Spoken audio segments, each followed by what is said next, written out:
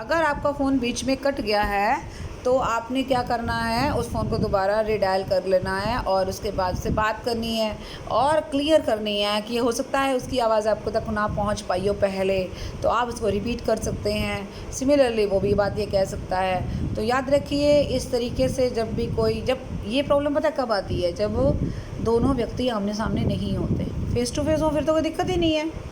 यहाँ प्रॉब्लम है कि हम फ़ेस टू फेस नहीं हैं, हम फ़ोन पे हैं, हम एक दूसरे से दूर हैं, हम एक दूसरे से आमने सामने नहीं हैं। इन दैट केस हम कई चीज़ें हमको ऐसे नहीं, मतलब उसको एक लापरवाही में नहीं लेना चाहिए। ठीक है जी।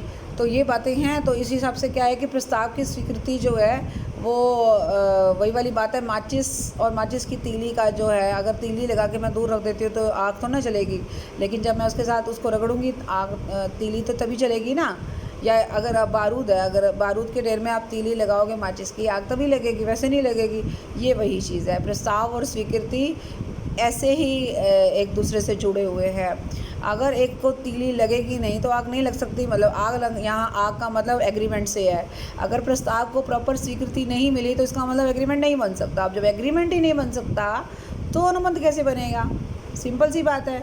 ठीक है। तो ध्यान रखिए कि ये सारांश यानी कि उसका कंक्लूजन यही कह रहा है कि टेलीफोन वगैरह पर किए गए अनुबंध जो है वो सामने सामने रहकर किए गए मौखिक अनुबंध के समान होते हैं। ऑब्वियसली होते ही हैं, हम आमने सामने बात कर रहे हो या फ़ोन पे बात कर रहे हो, है तो वर्बल ही ना।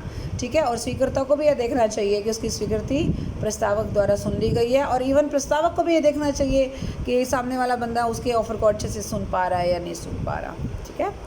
और लास्ट में इस चैप्टर का लास्ट टॉपिक है agreement to make a contract in future, भविष्य में अनुबंध करने का ठहराव। ये देखिए, ध्यान दीजिए, agreement to make a contract in future.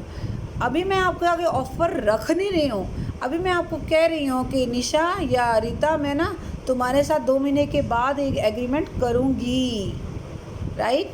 मैं तुम्हारे साथ एक कॉन्ट्रैक्ट करूँगी।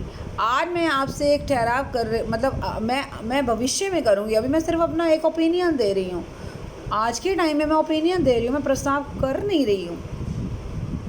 मैंने कहा है कि मैं ना कुछ टाइम के बाद ना अगर पार्टी अरेंज करूँगी और हो सकता है मैं तुम्हें इनवाइट करूँ। तो अब बताओ, हो सकता है मैं इनवाइट करूँ, तो अभी इनवाइट नहीं किया ना, अभी कोई मेरे आपको ऑफ़र नहीं देना चाहेगा, लेकिन हो सकता है मैं बाद में दूँ, तो वो जब आएगा तब की तब देखेंगे। आज की डेट में स्टेटस क्या है? आज की डेट में स्टेटस ये है कि हमारे बीच में कोई एग्रीमेंट नहीं है, कोई कॉन्ट्रैक्ट नहीं है।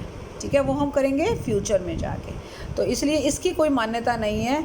आप ये जाकर मेरे खिलाफ दावा नहीं कर सकते कि मैडम ने तो पार्टी अरेंज करने का वादा किया था, की नहीं है। नो, वादा नहीं किया था, मैंने जस्ट एक ओपिनियन दिया था, और उसमें भी मैं आपको बुलाऊंगी ना बुलाऊंगी वो तब की बात है। अभी फ़िलहाल मैंने सिर्फ अपनी एक स्टेटमेंट दी है जो कि किसी भी तरीके से मुझे किसी भी दायित्व में नहीं बांधती, समझे।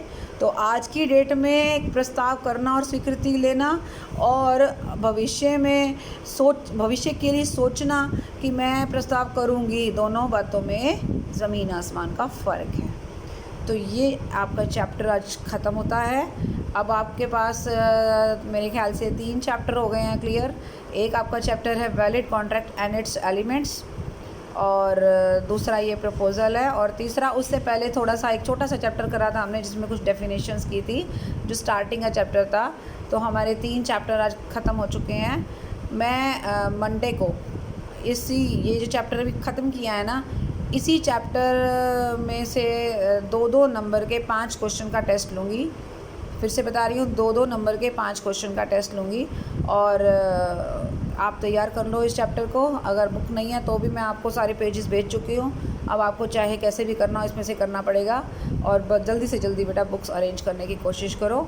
ठीक है। तो नेक्स्ट लेक्चर में हम आपका सिर्फ टेस्ट ही लेंगे, और टेस्ट कैसे लेंगे ये मैं आपको फिर बाद में क्लियर कर दूँगी। ठीक है। Okay, bye bye and take care.